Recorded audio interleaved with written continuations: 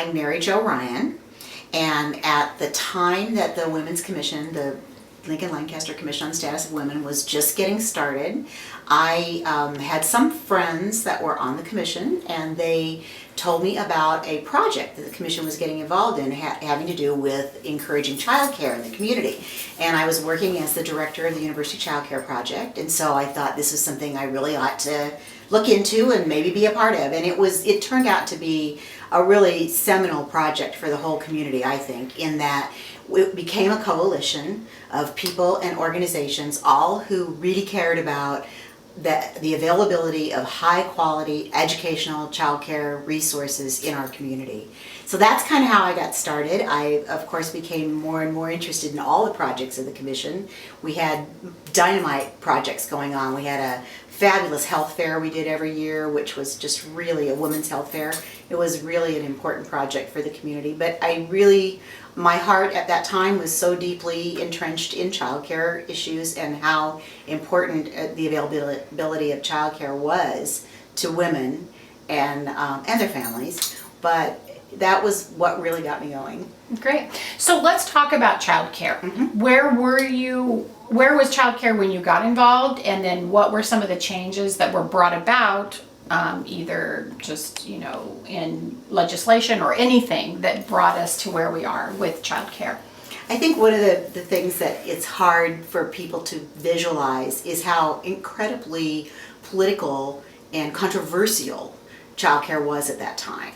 That there were not a lot of childcare facilities. Most of them were in-home facilities, what was available, and the group educational childcare, for the most part, there was a lot of for-profit centers and not too many not-for-profit educational programs in churches and that kind of thing.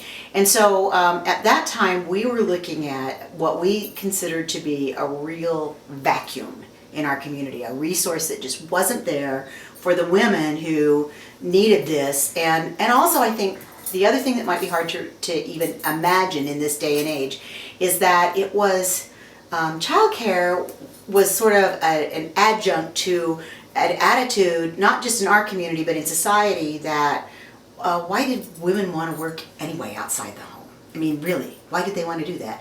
I mean, it wasn't even really, people weren't even really aware of the contribution that women were making to the workforce, both because they had to financially to help their families, but also because they had something very, very important to contribute. And childcare was at heart of this. I mean, this was a very important part of it, because if there wasn't a lot of childcare available, these women would not have these resources and be able to contribute to the workforce.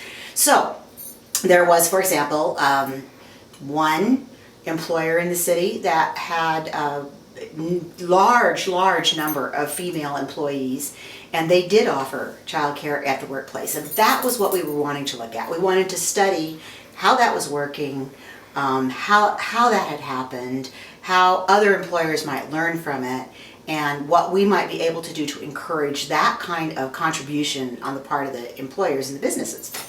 Well, it was a tough road. I gotta say, it was a tough road. Even the director of personnel at that business was very negative about this service being offered to families that work there. He used the words, which I've never forgotten. He said, well, if you give them an inch, they'll take a mile. So he saw it as, and this is the environment, this is not, he's not a monster. He's just reflecting the rest of the sort of the way it was in society. So yeah, things have changed a lot and all for the better, I think. Lots of wonderful programs, lots of employers now who look at this and see this as a very important part of being a good citizen and being a good employer and a good neighbor, a good partner in our community. So it's happened, a lot has happened. Were you involved in legislation at all? The coalition probably was over the years. In the early days, that wasn't even what we were doing. I mean, we were just trying to raise awareness and change the way people looked at things, and also just to determine whether or not, and we were always very happy to work with the regulatory agencies to make sure that childcare was being done well, but just to determine whether or not these employers were interested, if we could get employers interested, if we could use the existing models as as role models. And also, we worked for a while with Helen Busalis. This was an interesting thing. We worked for a while with Helen Busalis, who's one of our great role models at that time, and maybe always of all time. But she was very interested in the possibility that the city might provide some child care for city employees as well as for people who were shopping downtown. Another thing that might be hard to imagine is that people shopped downtown. And so we had this thing called Park and Shop, where people could get free parking if they were shopping. And we thought it'd be a fun thing. The coalition pitched an idea to have Tot and Shop, and then people could drop their kids off and do some shopping. So that was one of our ideas. That did not come to fruition, but now there is. We got the plans of a parking garage and tried to pitch that idea that would be a great place for a daycare center. And it is a daycare center now. There is a child care center there. So that did happen in that way, but not quite as what we were thinking. Mm-hmm. So those were the kinds of things we were doing. We were much more involved in grassroots community action, I would say. And then later, I'm sure they did work in legislation. I just wasn't involved. Right. So what other kinds of areas were you involved in addition to the child care? Well, like I said, we had a fabulous, I think, a fabulous committee that worked on an annual women's health fair. And we had the best and the brightest women in Lincoln that were involved in the medical field, nurses and doctors, and just the neatest people. And that was a wonderful event. And I always volunteered to do that because I just wanted to be a part of that. Tell us a little bit about the health fair. Well, the health fair happened every year, and it got bigger and bigger every year, of course. But we would have a lot of different organizations come and give information, health information, but also they had some screenings, some blood pressure screenings, things like that now is very common. It happens in employers do it and stuff. There just wasn't that kind of public awareness and that kind of public environment to encourage women to take control of their bodies and take control of their health. So that was something I was always really very pleased about. Where do you think, as far as some of the things that are happening now that were different, like what were some of the things that were not happening that have now come about that are probably the biggest changes? Well, I think one of the things that's hardest for people to realize is that in those days, even though it may not have been legal through equal employment, women were still had very difficult time getting certain kinds of jobs. In one particular woman who came to talk to us at a meeting, she had applied for a non-traditional position with a Lincoln utility, a public utility, and was told, we don't hire girls for that job. And this was in the 70s. I mean, when everyone knew that you couldn't do that kind of thing, they still did it, so it was an awareness raising thing that needed to happen in terms of women's abilities to do all kinds of jobs, for everyone to be judged on the basis of your physical and mental ability to do a job and not who you were or what you look like. So those were the kinds of things we were involved in the early days. It was a lot of awareness raising, a lot of education, and I think, personally, I feel like we were doing yeoman work in getting people to feel confident and to speak out about things that they were passionate about and to really develop leaders. The leadership development aspect of the Commission on the Status of Women, it just can't be denied. I mean, there were so many amazing women that were on those committees and were serving on the commission.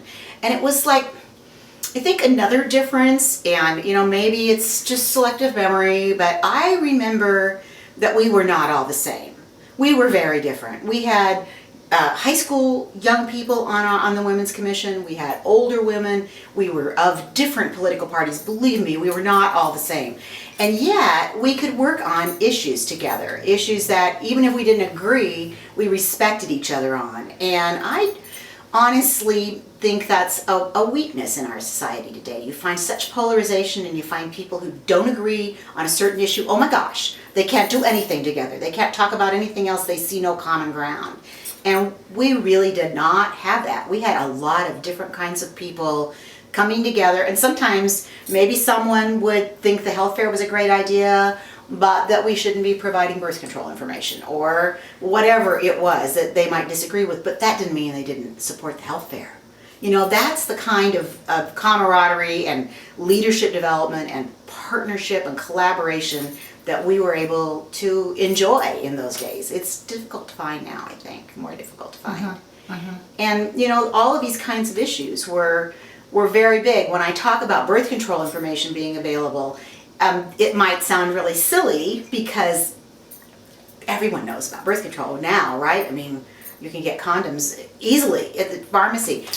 Young women could not get condoms, nor could they get birth control pills at Student Health at the university if they were unmarried. It was hard to find a physician, and there were physicians in town who were comfortable providing birth control to unmarried women, but there were also many who wouldn't, and who would give you a good lecture if you asked for it. So it was a different world. And so there are many things I think that are better, and I think they're better because women came together in groups like the commission, and you can't minimize the value of the commission's subcommittees and committees who weren't even commissioners. They just wanted to work on these issues. And they came together and they raised awareness and they took action and made some noise. Some people have told us that it was kind of a period of time where nationally everyone was willing to listen to these kinds of things and were sort of in that mental, if you will, to consider some of these things. Do you see that as being an integral part of what you were experiencing? And where do you see that today? Well, that is interesting. I think that kind of goes back to the thing I said before, that I do believe that there was a lot more interest in hearing from people of different points of view. I do believe that. And trying to find common ground. And I think that is a very difficult thing to find today.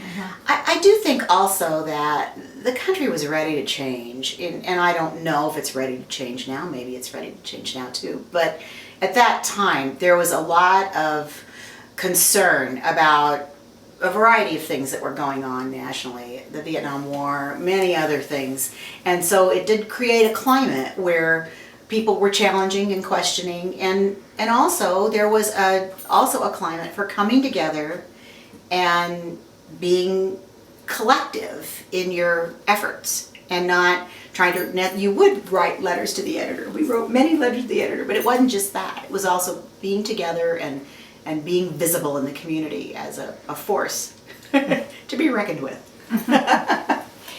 What would you say to young women today? What advice would you give, or what would you like to have them know?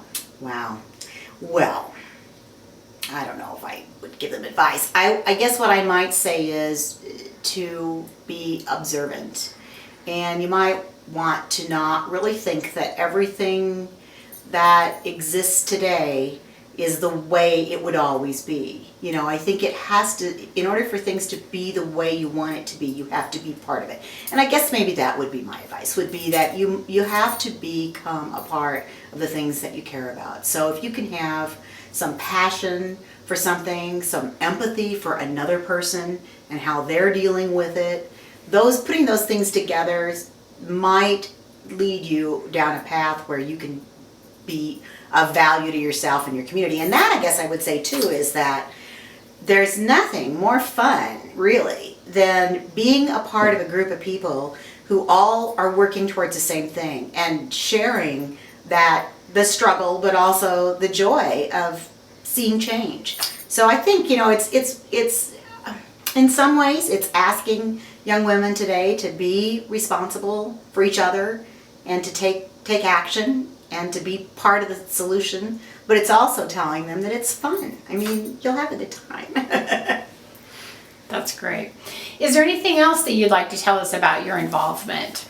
I guess I would just like to say that I think that we stand on the shoulders of some amazing people.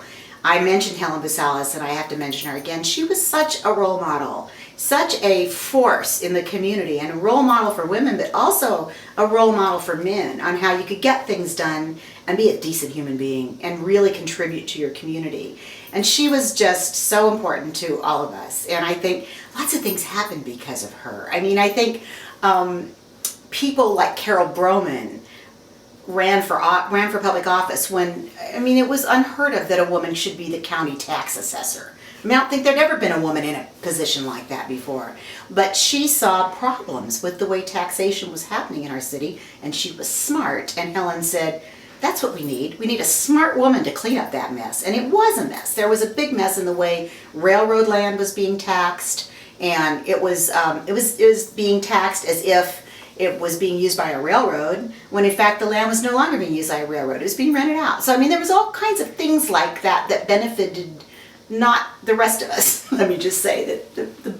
And so somebody like Carol could come in with a fresh look at it, and that's because of people like Helen Basalis, who totally gave us the role model. And also, she always believed that the strength of government was in involving people in government and getting them on committees and asking their opinions and finding out what they thought about things. And that, I think, is something that, well, you see it all the time now. The mayor often asks the citizens what they think about this road problem or that problem. That didn't happen then. Until someone like Helen Basalis lifted that up as a way to do government business, that didn't happen. So I think that is something we all have to remember, is that we were very fortunate to have that kind of leadership, and she's missed, you know. That's true. So, Anything else? I don't know. I'm just looking. I made some notes. Let me see. I think I probably said everything. I didn't say anything about the neighborhood associations, but Well, do you that want to was talk all about part that? of it. That would be great. Well, I will. Nobody's yeah. talked about that at all. I so will talk about that'd that. be great. Yeah. Okay, why don't you talk about the neighborhood associations? I think one of the things that happened to change our community drastically happened in the early 70s. And it started out basically as people coming together in neighborhoods because they were upset about something. But it didn't end up that way. It ended up being so much bigger and so much more positive. And the neighborhood associations in the early 70s, there was like one neighborhood association, the Clinton Neighborhood Association. And the rest of us in all the other neighborhoods saw what they were doing and started coming together in our homes with like small groups of people and saying, well, I think we need to have a neighborhood association. Look what the Clinton people are doing. And there are things about the way the city treats us that maybe they wouldn't treat us that way if we stood together. So that's what began to happen. And I know the Near South Neighborhood Association started during that time, and a number of others. But the main issues were around zoning issues that were impacting the way the housing was taken care of and the way the housing looked, street issues, those kinds of things. And that's how it all got started, was saying we want to keep our neighborhoods beautiful. We want our neighborhoods to be healthy and lively, good places for our families. And so we think we have some solutions that the city ought to hear about. And I think that was very successful. It evolved into something even bigger, into a way of staying in touch with the people around you, supporting the people around you, into being involved in community planning. I mean, when we first started the Near South Neighborhood Association, we never dreamed we'd be part of the city plan. But then before you know it, they were asking us to sit in on committees and to be involved in city planning and how the comprehensive plan was put together. And I think those are all very important things that could have gone a different direction. Could have been more, certain individuals having strong opinions would have gotten a lot to say in how that turned out, but instead it was very broad-based and very widespread. And again, that's the leadership. The leadership of the community wanted people to be involved in their community, and they looked at the neighborhood associations as a way to make that happen. So that was all happening at the same time. So it was quite a climate. It was quite a busy time and a good climate for change. Right. That's great. Well, thank you for talking about that, because nobody has talked about that. Well, so and far. I'm not sure, I will say this, a lot of the women that were feminists and involved in the Women's Commission were also involved in the neighborhood associations. So it's a woman's issue, but it's everybody's issue, obviously, as all of this is. And a lot of women's healthcare. issue is. Yeah, women's health care. It's everybody's issue, it's not just about women. So, yeah. That's great. That's great. Anything else? I don't think so. I think we talked about everything. My gosh. It was funny. I was trying to remember people's names and some of the people that were so active and so important, and you just can't remember their names 35 years later. But I know they were there and they were great.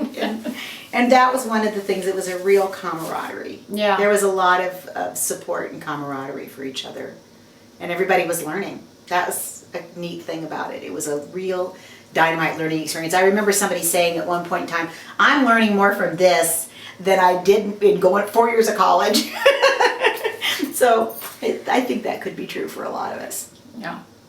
That's great. Yeah, That's wonderful. yeah. You know, it really does seem that it was a climate of discovery and everything was just like a burst. Like I think of it as a burst of energy, a burst of consciousness, a burst of learning. It just seems like it was a real Well, we had energy such filled support time. for that. Yeah. We had such support for it. I mean, just having the leadership in the city of Lincoln. I mean, one of the things that happened during that time is that the city council seats had at one point had all been at large, and some of them ended up being from representing districts, which meant that people could really run for city council who were just people that people in the neighborhood knew.